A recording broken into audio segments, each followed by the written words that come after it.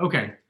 This topic is a bit unusual here as far as a one of the talking points basically about suicide, but I did want to ask you about it. So suicide is one of the starkest examples of a gender inequity where men are the gender that's worse off. CDC data show that in Washington state, overall suicides are 3-to-1 male to female. And if you look at youth suicides, those up to age 25, it's 4-to-1 male to female. Why do you think that actually, well, I'm going to skip to the next, I'm going to go into the next question. CDC data shows that white people are a significantly higher proportion of overall suicides than their proportion of the population. And Black people are a slightly lower proportion of suicides than their proportion of the population. This is true both in Washington state and nationally. In your learning about suicide prevention, had you come across this particular racial disparity before? Not necessarily in my learning of all this, but I grew up, of course, in a African-American community down in South Sacramento where I grew up. And back then, 70s and 80s, mental health just was not talked about. Black people, it was said often, Black people don't commit suicide. That's a white person thing. See, so Black folks had this whole stigma and this taboo of not committing suicide, not taking their lives. We're very religious people, so to speak. We turn everything over to God. God will take care of me. God will watch me. God doesn't want me to end my life. And those kind of things, I think, help us to keep our numbers relatively low in a ratio compared to the white population. But I think we're losing some of that now. I think now there are so many other issues at play.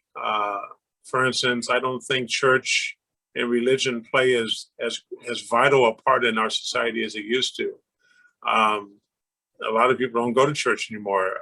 First time in the United States history of keeping track of the statistics, only 47% of the US citizens go to church of any kind. And that's the first time it's been below 50% in 100 years.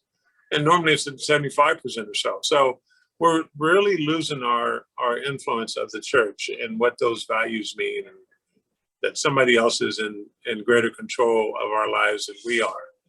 This all comes back to the me generation kind of thing. So I think that's why you see that Blacks proportionately don't quite commit the same amount of suicides, but we're getting there. We have a problem with our transgender community committing suicides, especially Black transgender folks.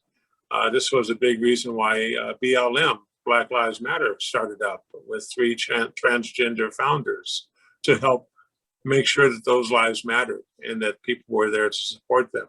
So, the numbers are there. I'm always trying to reverse those numbers to get them down low as possible. And as I mentioned before, suicide should be never an option and the last possible solution, because it's the final one if you do enact it. I had read that one of the theories pertained to church going, and that as a proportion, African Americans are more church going, and so that aspect of God doesn't want me to commit suicide and hell might be on the other side might be one of the factors that explains that gap. Yes. Wow. Yes, I believe so. Okay. So I've personally experienced 3 episodes of depression, and each one lasted for about 3 months, and they occurred when I was age 17, 20, and 23. I'm 33 now. So I made it through each of those occurrences with a mix of medication, prayer, and counseling. And in my case, medication has been very effective for me. I've been on low doses of 2 medications, lithium and lamotrigine, for over 10 years now, and I haven't had any depressive episodes. Oh, good. Those drugs are regarded as safe, and they cause me no bothersome side effects. So after I'd had 3 episodes of depression, and it seemed to be a kind of a cyclical thing, my mom and I kind of decided together, it doesn't make sense to go off the medications if they basically cost nothing, they have no long-term health repercussions, there's no side effects. Why not just try to prevent another episode of depression, because depression is just terrible every minute of the day when you go through it. I know, yeah. And so for 10 years, you've been totally fine now. Great, great, great. Yeah, my normal self is very happy, energetic, and optimistic, and that's how I prefer to be. Yeah, oh yeah, no doubt, no doubt. Oh, that's great. And so, I remember when I was having suicidal ideations, the main way that I recall wanting to die was by jumping in front of a bus or a truck.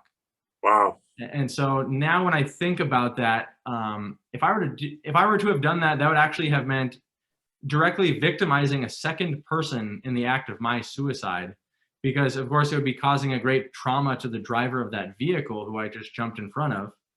Yeah, So in the act of escaping my misery, I would have also vastly traumatized somebody else. that's Uh, right. in the Como 4 video with you and Eric Johnson, it mentioned that one of the ways you contemplated trying to end your life was by attacking a cop in the hopes of getting shot dead. Can you share more about what you were thinking at the time about that particular idea? Well, I knew that would be one surefire way to get me out of here. Without me, I'm not a gun owner myself, so I don't have access to guns. My other couple ways were by hanging by rope from rafters in my garage, or a long rubber tube from my car exhaust into the car window, and me just sitting in there for whatever time it took for me to pass away. So, just thinking about those three methods it makes me emotional just thinking that I was at that point at one point in time. Um, and that's the danger of when you don't have a healthy mindset. You can't think clearly.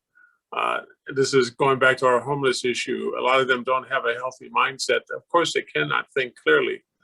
My thoughts about attacking a police officer, suicide by cop, was that I knew, and I've studied all the social movements and racial issues of the day since my college days. I was a sociology and psychology major, so I studied a lot of these social aspects that, and even though I have a lot of police officer friends in Seattle, police officers, they want to get home safely to their families too. They are putting their lives on the line just about every single day for us to protect and serve us. I knew that being a extra large African-American man, there would not be much mercy on me if I was coming at them with a great deal of rage and anger and really reaching for their gun. It wouldn't stop. The only way to stop me would have been to shoot me, and most likely shoot me dead. I feel bad about even having those thoughts back in those times, 2018, but it's true and it's real. We look at our shootings around the country of African-American men by police officers so many times. I wonder sometimes how many of them might be suicide by a cop, kind of cloaked under some aggression or some animated acts, resistance, running away. I just wonder sometimes how many of those are suicide by cop, but just kind of put under several layers of other things. Did the Black man want to live? Why is he resisting arrest? Why is he not complying? What's going on in his mind? I mean, and so you can't help but think about these kind of things, what makes a person do some certain things. But that was my method, and that's what I thought about. I also thought about the ramifications. If I did go ahead and go through with that, it would have been another Black man being shot by a police officer. National news. Here I am, a former NBA basketball player. It's national news, national headlines. It's controversial. It's strategy. It's conspiracies. It's all kind of stuff, and nobody would really know what happened except for me, and I'm no longer here to tell the story. Even the police officer wouldn't know why I attacked him. They would just know that I attacked, and they did their job. So I didn't want to put our society through that kind of thing with me being headlines and people trying to, deconstruct all of that and put it back together of what made James do this kind of thing. I thought it's Tyler Helinski, how after he passed shortly, everybody's out there trying to tell his story all of a sudden, how great a kid he was, how much he had to live for. They never saw it coming. What more could they have done?